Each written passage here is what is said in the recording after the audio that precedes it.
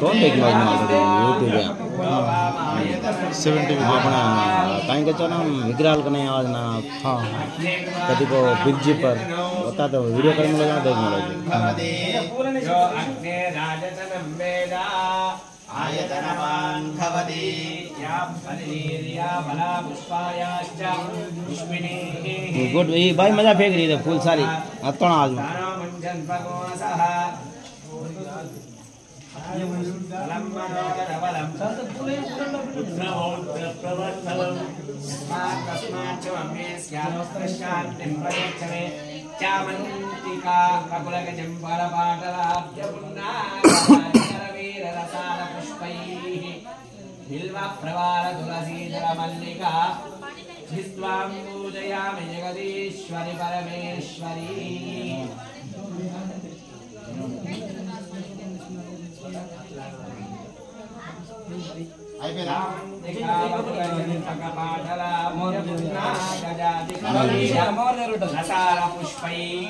కింద పోయింది కదా పెట్టచ్చా పెట్టచ్చా సైడ్లో పెట్టేసి పెక్కి పెక్కరే జిబ్బస్ పెట్టు మంగళాంటి అన్న అందరు కూర్చోండి మంగళాంటి పట్టుకోండి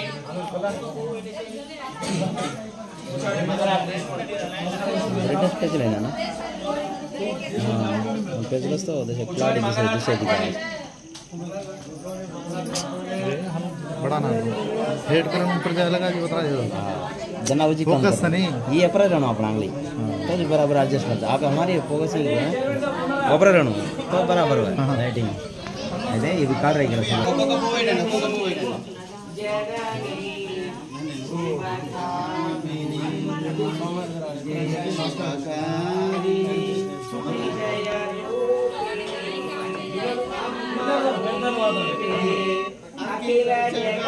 हमारा जैस वाला हाँ पूछे आ जाना 4:30 बजे कच्छो था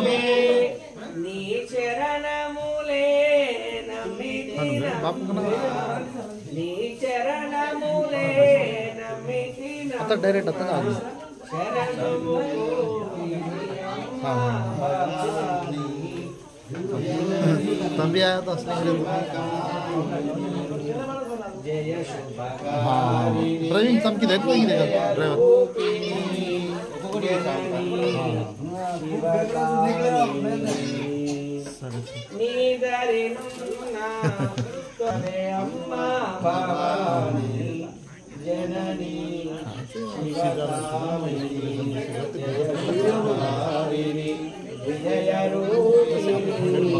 जननी जय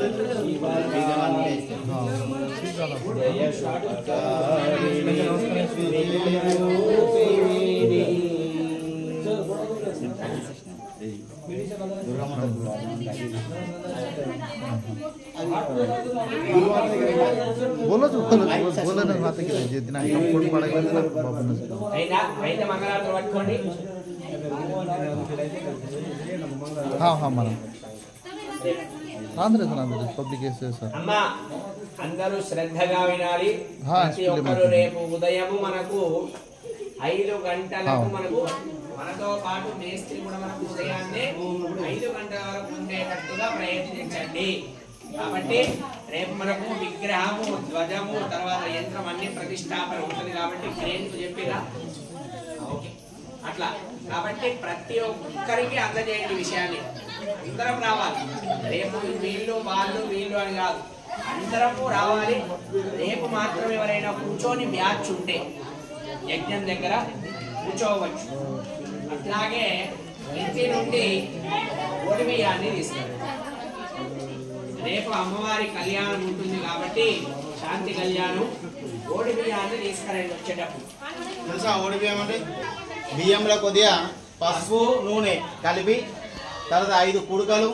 5 పోకలు 5 ఖర్జూర 5 బాదం పసుపు కొమ్ములు ఒక 5 2 జాకెట్ కనుక పట్టుకొస్తే అవి ఓడి బియ్యం ఎందుకు అంటే అమ్మకు ఓడి బియ్యం పోయాలన్నాడు రేపు 5 2 జాకెట్ బట్టలు గడపకు అందరు తెచ్చే ప్రయత్నం చేయండి వీలైతే ప్రసాదాలు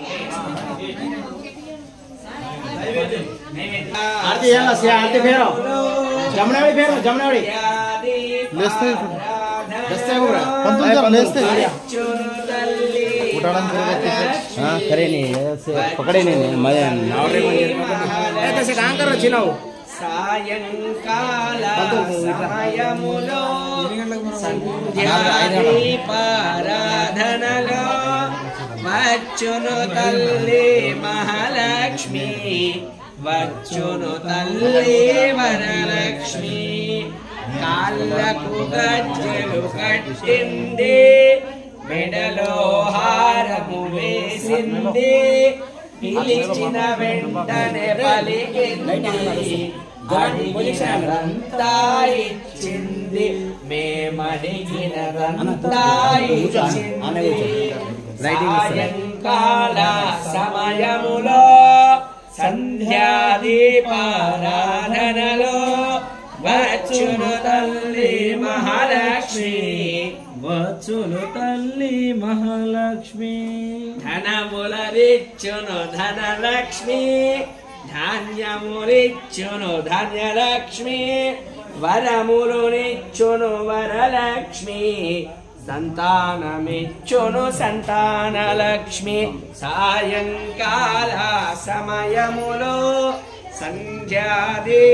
సంధ్యాదీపారాధనలో వచ్చును తల్లి మహాలక్ష్మి వచ్చును తల్లి వరలక్ష్మి అందరూ చేరండి జాజులు మల్లెలు తేరండి దేవికి అర్పణ చేయండి దేవి రూపమును చూడండి శ్రీదేవి రూపమును చూడండి సాయంకాల సమయములో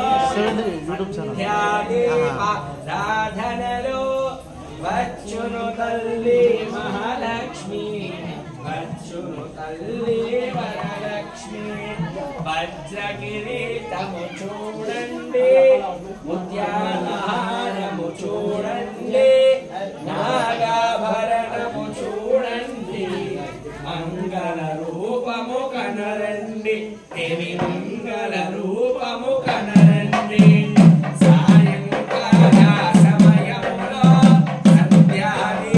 సంధ్యాదీపారాధనలో వచ్చును తల్లి మహాలక్ష్మి వచ్చును తల్లి వరలక్ష్మి వచ్చును తల్లి వరలక్ష్మి వచ్చును తల్లి వరలక్ష్మి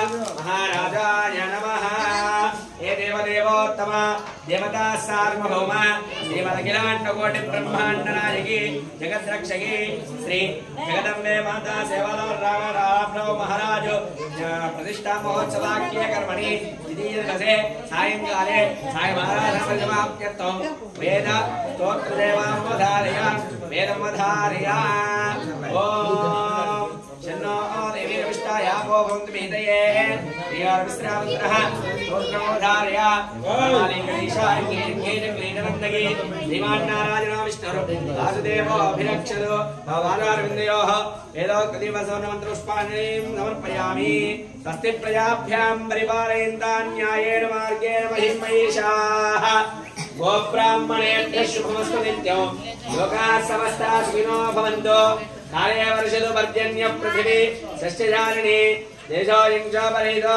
బ్రాహ్మణः సంతు నిర్భయాः కావేరీ వర్ధతా కాలే కాలే వర్షదు భారవః శ్రీరంగనాథో దేదు శ్రీరంగ శ్రేష్టవర్ధరా. చెప్పండి మంత్రహీనం గట్టిగా అంటలేరు. మంత్రహీనం క్రియాహీనం భక్తిహీనం పరమేశ్వరి యత్పూజితం మయాదేవి పరిపూర్ణం తదస్తుతే.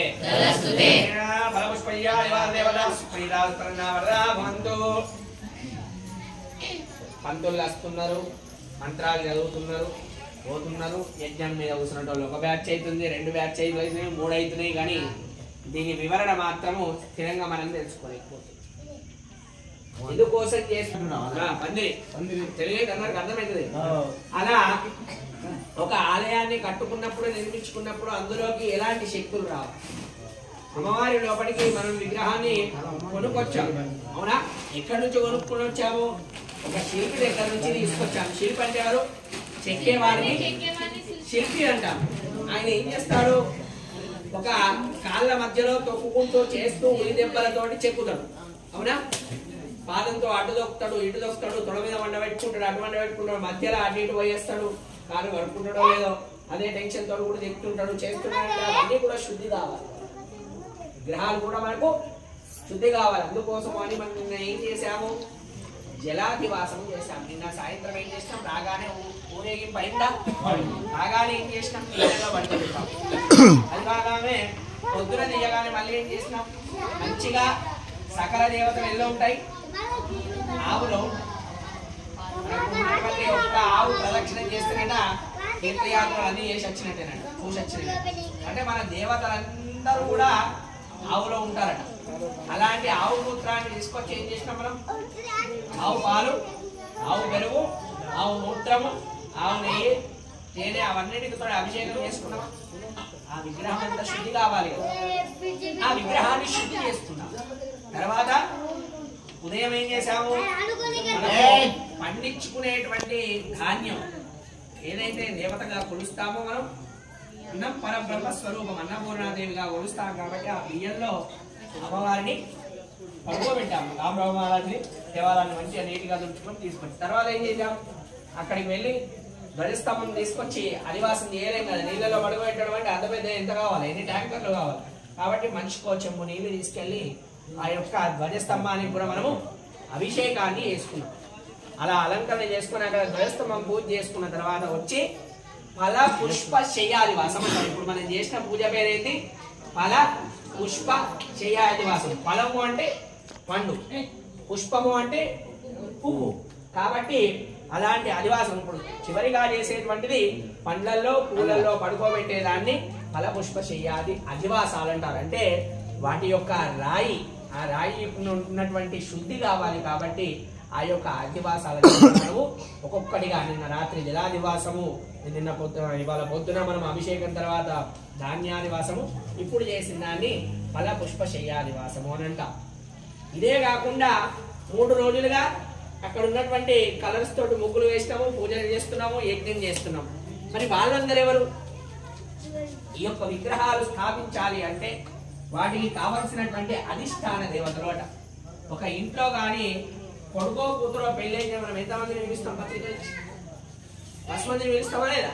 పక్క తాండ, అటు తాండ, ఇటు తాండ, ఎవరైనా ఫ్రెండ్స్ ఉన్నా వన్నాటిపేట అటు ఇటు అందరినీ పిలుచుకుంటామా లేదా?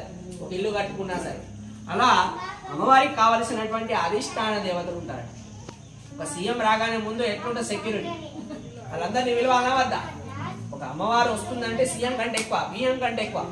అమ్మవారి ఇక్కడ కూర్చుంటుందంటే మనం ఎన్నో జన్మల పుణ్య ఫలం. మీ అందరూ కలిసి మీ యొక్క పుణ్య ఫలాన్ని మీరు సంపాదించుకున్నారు. మళ్ళీ మీ యొక్క చేతుల మీద జరగడం ఇది మహద్భాగ్యం, మనం చూడడం ఇంకా భాగ్యం. కాబట్టి ఆ యొక్క అధిష్టాన దేవతలను అక్కడ మనం అంతా కూడా పిలుచుకొని రోజు వాటికి పూజ చేస్తున్నాం. అలాగే యంత్రం అంటే విగ్రహం కింద ఏం పెడతాము? యంత్రాన్ని పెడతాం. ఫస్ట్ డైరెక్ట్ సరాసరి తీసుకెళ్ళి పూజ పెట్టాం, దాని కింద ఒక యంత్రం పెడతాం. ఆ యంత్రంలోకి యజ్ఞం చేసినటువంటి శక్తి ఉంటుంది కదా, నెయ్యి, ఆ నెయ్యి తీసుకొచ్చి ఆ శక్తి అంటే మంత్రరూపకంగా ఆ యొక్క యంత్రంలో శక్తిని నింపి ఆ యొక్క విగ్రహాన్ని అక్కడ స్థాపన చేస్తాం. అప్పటి వరకు కూడా అమ్మవారికి బొట్టు పెట్టేదాకా ఎవరం కూడా బొట్టు పెట్టుకోవద్దు. అందుకనే ఆ యంత్రాన్ని ఆ యొక్క యజ్ఞం యొక్క శక్తిని తీసుకొచ్చి ఆ యంత్రంలో నింపితే ఆ యంత్ర రూపకంగా విగ్రహానికి శక్తి వస్తుంది. ఈ 3 రోజులేమో శుద్ధి కోసం ఇవి చేస్తున్నాం, యంత్రంలో శక్తి రావాలని హోమం చేస్తున్నాం.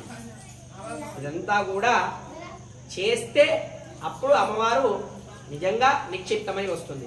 ఒకటి మంత్ర రూపకంగా, ఒకటి మీరు చేసేటువంటి భక్తి రూపకంగా. మీరు చేయవలసింది ఏంది? రావడం, భక్తితో అమ్మవారికి 2 చేతులు నమస్కరించడం, ఒక నామాన్ని చెప్పడం, జయ అనడం, స్వాహ అంటే 2 చేతులతోటి వేయడం. అలా భక్తితో చేసినప్పుడట శక్తి మంత్రంతో వస్తుంది, శ్రద్ధా భక్తులతో కూడా అమ్మవారికి శక్తి వస్తుంది. ఒక సిమ్ కార్డు, ఒక ఫోన్ కొన్నాం, యాపిల్ ఫోన్. ఇప్పుడు 50,000 70,000 స్వామి చేతులు పట్టుకున్నది, అట్లాంటి ఫోన్ కొన్నాం. చిన్నది అందులో సిమ్ కార్డు వేయకపోతే ఫోన్ పనిచేస్తుందా? సిమ్ కార్డు వేయకపోతే ఆ సిమ్ కార్డుకి ఎవరైనా గమనించి వెనక రాగి తీగలు ఉంటాయి. ఒకటి ఇట్లా సిమ్కు తీగలు లాగుంటుంది, అది ఇప్పుడు ఫోను. దాంట్లో మనం యంత్రం అనే సిమ్ను వేయాలి, అర్థమైందా? అది ఇప్పుడు ఫోను. దాంట్లో యంత్రం అనే సిమ్ కార్డు వేస్తేనే మన నెట్వర్క్ అనేది వస్తుంది. ఆ నెట్వర్క్ వస్తేనే మనం మాట్లాడతాం, వాడుకోవచ్చు. ఎలా అంటే నాకు వివాహం కావాలి, ధాన్యం కావాలి, ఆరోగ్యం కావాలి, పెళ్లి కావాలి, ఇవన్నీ అమ్మవారిని మనం అడగచ్చు. అంటే ఫస్ట్ మనం ఏం చేయాలా? టాక్ టైం బ్యాలెన్స్ అంతా వేసేయాలి. మొత్తం ఆ బ్యాలెన్స్ వేస్తే మనకు కావాల్సిందంతా మంత్లీ ప్యాక్ అంతా కూడా మనము ఒక్కొక్కసారి వచ్చి తీసుకోవచ్చు.